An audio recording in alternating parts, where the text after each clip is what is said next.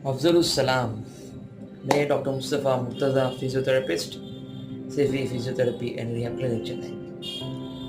अक्सर हमारा प्रैक्टिसમાં हमारा પેશન્ટ્સ अपने પૂછે છે કે એક્સરસાઇઝ તમે જે પ્રિસ્ક્રાઇબ કરો છો એ કેટલા ટાઈમ લગ આપણે કરવી જોઈએ? એનો જવાબ છે લાઈફ ટાઈમ. પેશન્ટ્સ પછી પૂછે કે કેમ એટલા બીમાર કે આપણે લાઈફ ટાઈમ કરવી જોઈએ? ના, એક્સરસાઇઝના બે મકસદ છે. એક તો તમારા જે સ્ટ્રક્ચર્સ છે જેના અંદર પ્રોબ્લેમ આવ્યો છે એ તમે સ્ટ્રેન્થન કરો છો, સ્ટ્રોંગ કરો છો. એક્સરસાઇઝ કે ઇન્સ્ટન્ટ પ્રોસેસ નથી.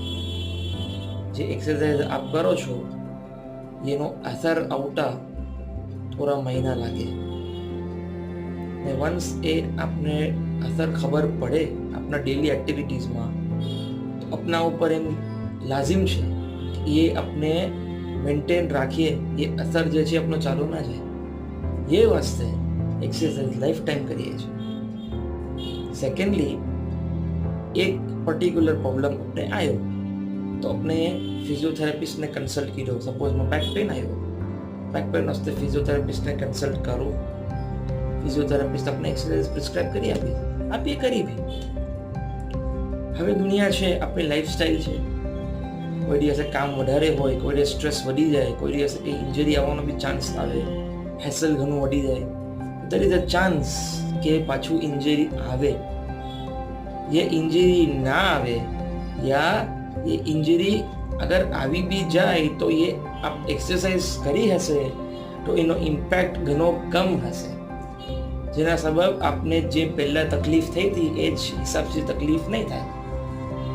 આ બે રીઝનના સબબ અમે પેશન્ટ્સને હંમેશા એમ એડવાઇઝ આપીએ છીએ કે જે એક્સરસાઇઝ આપ સ્ટાર્ટ કરો છો કરવાની એ લાઈફ ટાઈમ કન્ટિન્યુ કરીએ. અને એના ઉપર on top of it exercise આપ ચાલુ કરી રહ્યા છો કરવાનું, એક થોડો ટાઈમ થાય 3 મહિના યા 4 મહિના તો પાછું આપણા ફિઝિયોથેરાપિસ્ટને કન્સલ્ટ કરી ને એનું પ્રોગ્રેશન લઈએ કે હવે 4 મહિનાથી મેં એક્સરસાઇઝ કરું છું, હવે મને બેટર લાગે છે, તો હવે કંઈ પ્રોગ્રેશન આગળ વધીએ યા કોઈ એક્સરસાઇઝ એડ કરવાની છે યા કંઈ એક્સરસાઇઝ મોડિફાઈ કરવાની છે યા કોઈ કાઉન્ટ્સ વધારવાના છે. તો એ પ્રોગ્રેશન કરીને આપ એક એવા લેવલ તક પહોંચી જશો એક્સરસાઇઝના કે આપ જે પહેલાં બી કામ નહોતું થતું એ ઘણું કમ્ફર્ટેબલી થવા લાગી જશે.